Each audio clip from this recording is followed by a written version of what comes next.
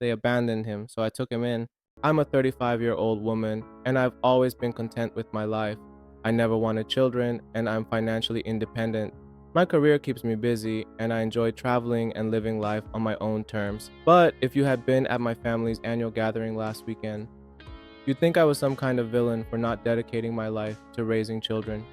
Family reunions are supposed to be fun, catching up, sharing meals, and reminiscing about old memories. Mine, however, feels more like an interrogation. From the moment I arrived, I could feel the judgment, the exchanged glances, forced smiles, and the inevitable, loaded questions. I barely had time to take off my coat before my cousin, Michelle, made the first comment. "Still single, huh?" she asked, loud enough for everyone to hear. Michelle, who has 3 kids and documents their every move on social media, was in the kitchen showcasing her youngest child's latest school photos. Must be nice to have so much free time. What do you even do with yourself? I brushed it off with a polite smile, but the conversation didn't stop there. Another cousin chimed in about how life only truly begins after having kids.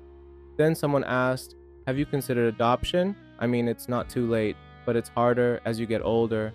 It was a routine they had perfected, masked as concern, but filled with condescension. My mother joined in, casually lamenting that I was wasting my best years. My father nodded along, mentioning how much they would have loved more grandchildren.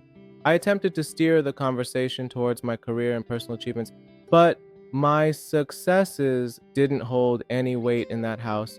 The only accomplishments that mattered were tied to diapers and school report cards. Then the topic shifted to my younger sister, Emily.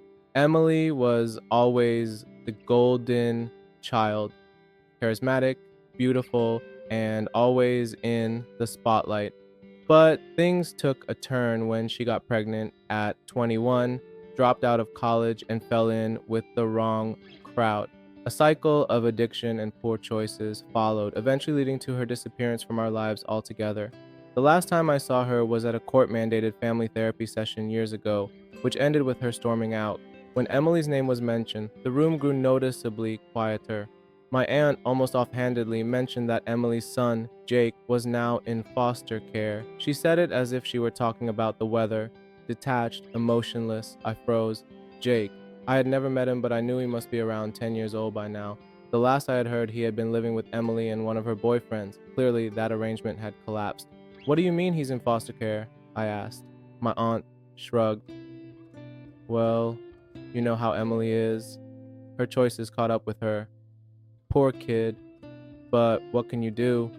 I looked around, waiting for someone to say something, anything, but they all went back to their conversations, like Jake didn't exist. When I pressed my parents, they dismissed it. "You wouldn't understand," my mother said. "It's not that simple."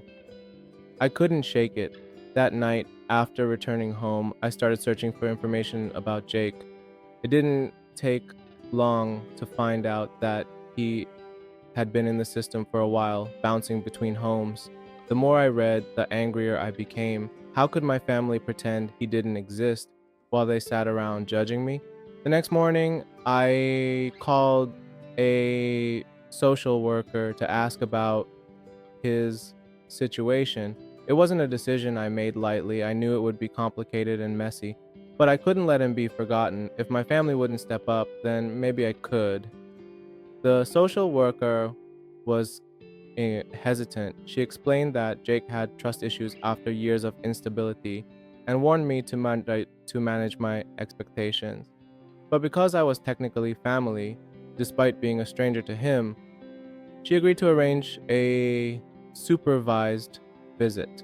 A week later, I found myself sitting across from Jake in a small, poorly furnished meeting room. He was drawing, his head down, shoulders hunched. He barely acknowledged me when I arrived. Not wanting to overwhelm him, I simply commented on his artwork. It was a robot, detailed and precise. When I complimented it, he mumbled a quick thanks but kept drawing. The first meeting was quiet and awkward, but something about him tugged at me. He didn't trust me, why would he? But I knew I wanted to come back. When I told my family about the visit, it went about as well as expected. My mother rolled her eyes, my father scoffed, and my cousins laughed. "You'll regret it," one of them joked. Their reaction stung, but it didn't matter. I wasn't doing this for them. Over the next few weeks, I visited Jake regularly. He remained cautious, but he started opening up. One day, I brought him a sketchbook, and for the first time, I saw his face light up. He loved drawing robots, spaceships, superheroes. He was good at it too. Slowly, he began sharing small pieces of his life. He spoke about his mother, how she used to sing to him, how she smelled like strawberries, and how she stopped showing up when he needed her most.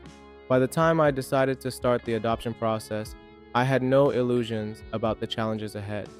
The legal procedures were daunting, and the system was built to test commitment. My parents were livid when they found out. My mother accused me of stealing Emily's child, which was ironic given that they had washed their hands of him. After one too many arguments, I stopped answering their calls. Thankfully, I had support. A couple of close friends helped me set up Jake's room. We painted the walls a soft blue and added shelves for his sketchbooks. During one visit, Jake confided in me that he was bullied at school. Other kids teased him for not having a real family. I promised him that was going to change. The adoption process was grueling. The agency required family references, and my parents refused to vouch for me, insisting I wasn't fit to raise a child. Their betrayal was painful, but I found support elsewhere.